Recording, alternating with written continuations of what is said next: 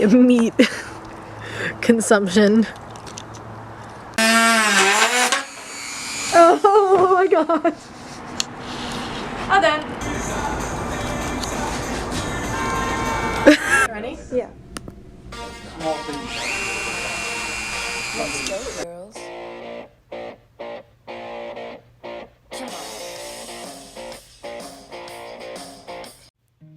Okay, so why was Bridget cutting meat? Why was Dr. Fromm running around with donuts? And are we Indiana Jones? No, if you ask an archaeologist if they're Indiana Jones one more time, I swear. But why don't we talk about why we're actually here? Experimental archaeology. Specifically, our project, Bone Tool Trampling. Our project arose from our interest in bone tools from Dr. Jessica Thompson's excavations in Malawi. We want to explore if the nutritional quality of the bone impacts breakage upon trampling. This requires us to make bone tools from fresh and dry bone and also get a bunch of faculty members to run on them. We hypothesize that the dry bones will break more easily than the fresh bones. And since most of the tools in the assemblage are missing their points, we believe that the points are more fragile and are more likely to break. Okay, now it's time to get this project started. No, seriously, this is due in a few days. So first we had to gather our materials. This included going to the grocery store and getting some baby back ribs. Sounds delicious, right? Well, not exactly after we had to manhandle them and then deflesh them. So this definitely required some amateur butchering skills, which I guess we can now add to our archaeology resume. Thankfully, Bridget knows her neighbors, so nobody was too concerned that we were chopping up meat in the backyard. But we needed them to be as clean as possible so that we could shape them into points. Those bad boys sat in Bridget's fridge to soak in some water for a while.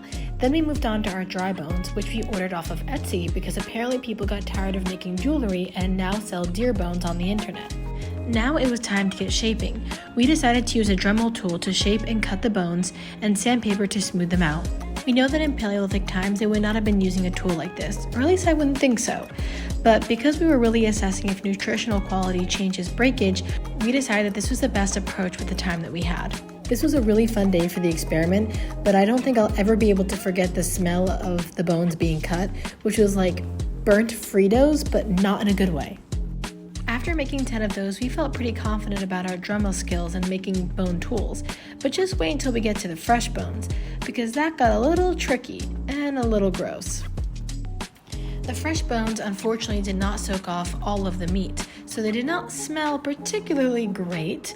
On top of that, they were extremely difficult to shape, even using the Dremel tool.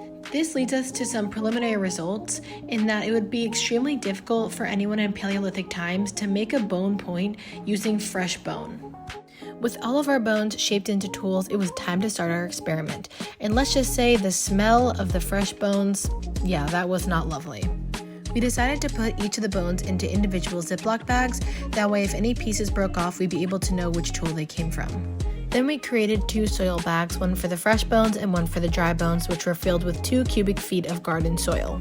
These were then double bagged to ensure that nobody got a bone tool to the foot on accident. Now it was time to get people to jump our bones. Please laugh at that, it's finals week. Or they could run and stomp and walk on them whenever they wanted to do. Get some aggression out for finals.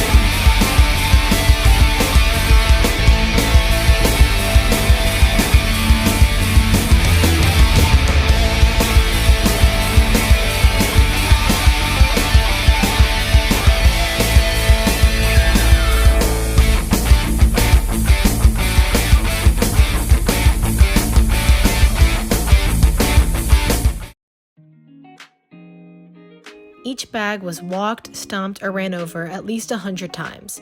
Now that our tools were trampled, it was time to dump the soil and analyze them for breakage. Upon analyzing the bone tools, it was clear that the dry bones had more breakage, but still not as much as we expected. Also, the tips were not broken. Most of the damage was concentrated at the bottom. There was also no breakage detected on the fresh bones at all. Some lessons that we learned from our experiment is that it's very hard to make bone tools out of fresh bone and requires a lot of butchery skill. Also, the curvature of the bone might play a role. Ribs may be too curved to make a bone tool structurally sound. Some other outstanding variables is that we were not able to conduct this experiment on native species that would have been found in the area where the bones were discovered in excavation. We also only had people trampling the bones, while other animals or fallen rocks could have contributed to breakage in the archaeological record. We also did not account for controlled deposition. Instead, we had 2 cubic feet of soil in each of the bags, and the artifacts were spread throughout. We also opted to use garden soil, which may have affected how much the bones were protected from the mulch. Ultimately, the bones did not have as much breakage as we originally anticipated, but the dry bones broke the most, which we accounted for because of its fragility. And a special thanks to all the faculty, staff, and students who participated in our project. We might not have been Indiana Jones out there, but we had a fun time. And donuts.